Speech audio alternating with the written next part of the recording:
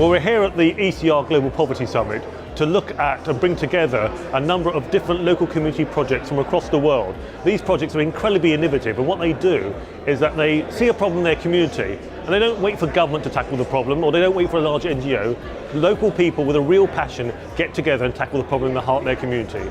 I feel that these local community projects don't get the recognition they deserve. And one of the reasons I brought a number of local non-state solution projects together today is to discuss how we can champion them and maybe replicate them across the world. Well, both big government and big charity have the same problem, and that is they largely exist to serve the bureaucracy, not necessarily to serve the poor. And they don't allow for the innovation and new ideas that generate up from the bottom. Whether we're in good times or bad, whether the countries are performing well or not, it should always be the grassroots, small, bottom-up solutions that we're looking at to tackle poverty. Today we've been talking about lots of different solutions to poverty, but actually what I wanted to do is I wanted us to hear from people who had actually seen a problem in their local community and wanted to tackle it themselves. So we want to hear from people right up the sort of coal face of tackling poverty, who set up their own projects and tackling real problems.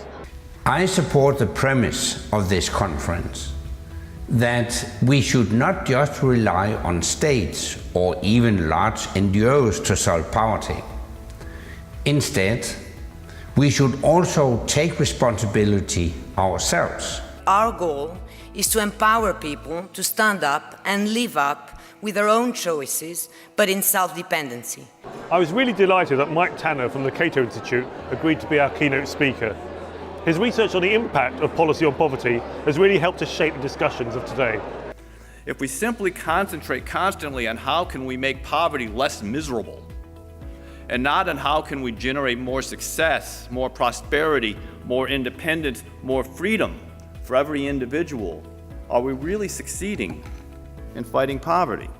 At the end of the day, what we want to do is put pen to paper, or in these days, fingers to the iPad, and compile a list of concrete proposals to offer a credible and effective and sustainable set of recommendations to help people who want to fight poverty or deprivation or social problems in their local community. It's been a phenomenal turnout. We've had about 200 to 300 people turning up with 24 speakers from around the world.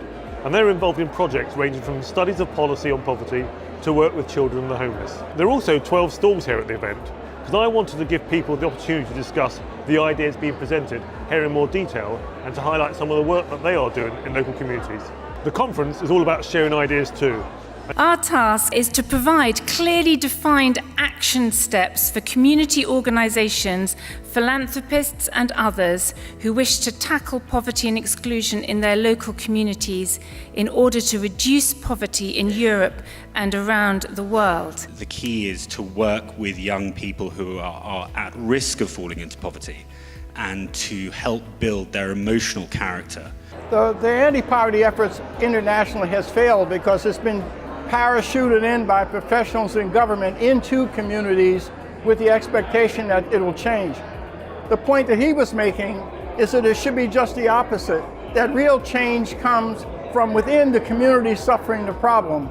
And so the people that are represented here are examples of solutions that are homegrown by the people suffering the problem. The message I would like to press home today is that poverty has no place in today's society. Now, crowdfunding is actually a really beautiful model to help disadvantaged people. What I hope that today's achieved is that it's brought together people who are working in many local community projects, learning lessons from each other. Those who want to help or those who want to contribute time or money have found a project they want to help.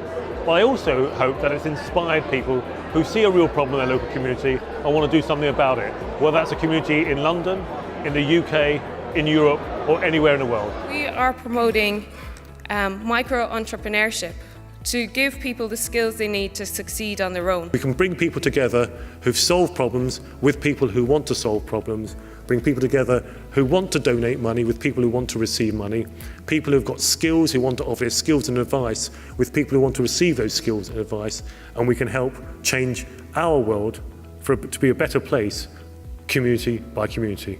Thank you very much for joining us today. Look forward.